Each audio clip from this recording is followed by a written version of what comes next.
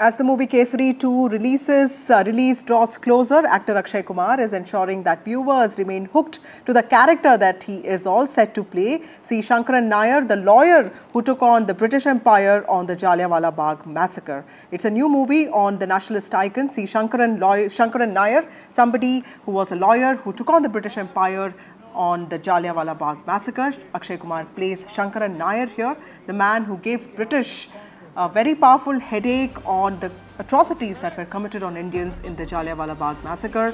But there's also a political row over this movie. BJP has attacked Congress party for ignoring the icon, and Shashi Tharoor, Congress leader, has praised Akshay Kumar for this movie. Sankaran Nair, remember, fought several legal battles against British. He took British to the court over Jallianwala Bagh murders. In fact, Akshay Kumar has now said that he's just an actor, even as Shashi Tharoor has praised him and BJP has attacked the Congress party. My colleague Shiv Arur joins us with more details on this. Shiv, you were among the first people to talk about Sankaran Nair, the legacy that he leaves behind, and also the contributions that he made as a lawyer. Tell us, what is the recent controversy all about this, and what is it that we need to know about this man?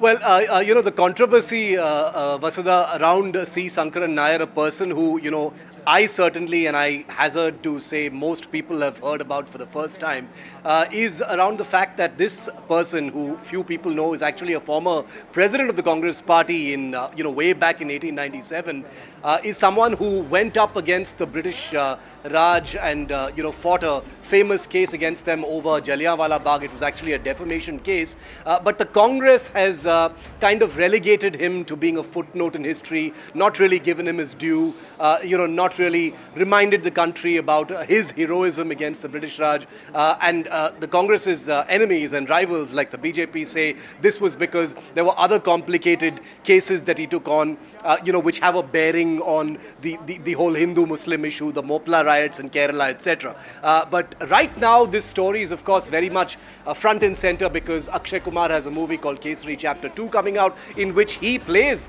C. Sankaran Nair, which is going to be interesting because, like I said, he's become this polarizing figure all of a sudden out of obscurity.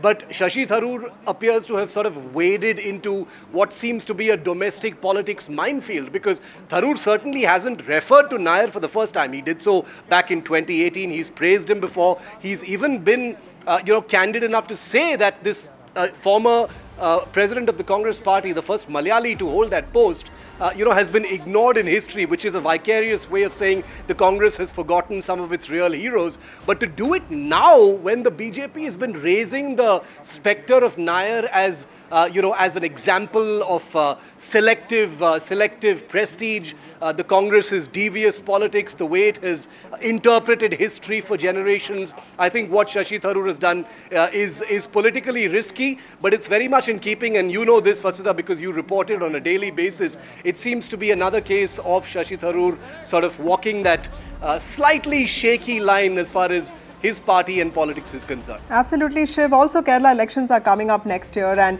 Shashi Tharoor has been praising not just the Prime Minister but also some of his policies. Also, help us understand how is the Congress party looking at this very important charge, some of it which is also true, that several of its own icons have been forgotten and the Congress party has not been able to throw enough light on the kind of contributions that they've made. How is the Congress party looking at this, and do you think that the party also needs to understand that it needs a better response with respect to some of these legends like Sankaran Nair that we speak about now? There's a great example of the Congress's, ongoing effort, which has been mostly slightly shaky. It's a bit of a slippery slope to try and recover control over some of these icons.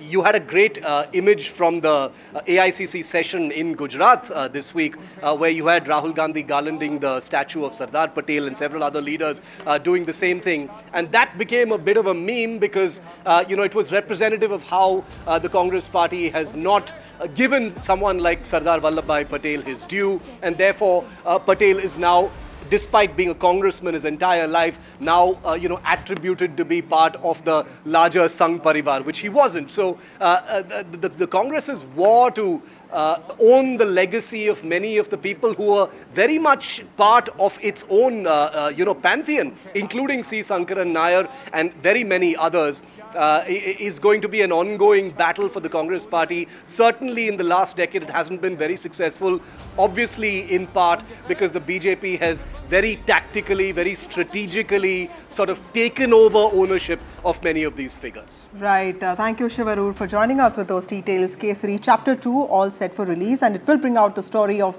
C. Sankaran Nair, the lawyer who took the British Empire to courts over the Jallianwala Bagh massacre. And this is a movie that will come to the big screen, but there's a political row that's already going on, that's emerged now, with Shashi Tharoor, Congress leader, praising Akshay Kumar, and Akshay Kumar saying that he is just doing his job as an actor.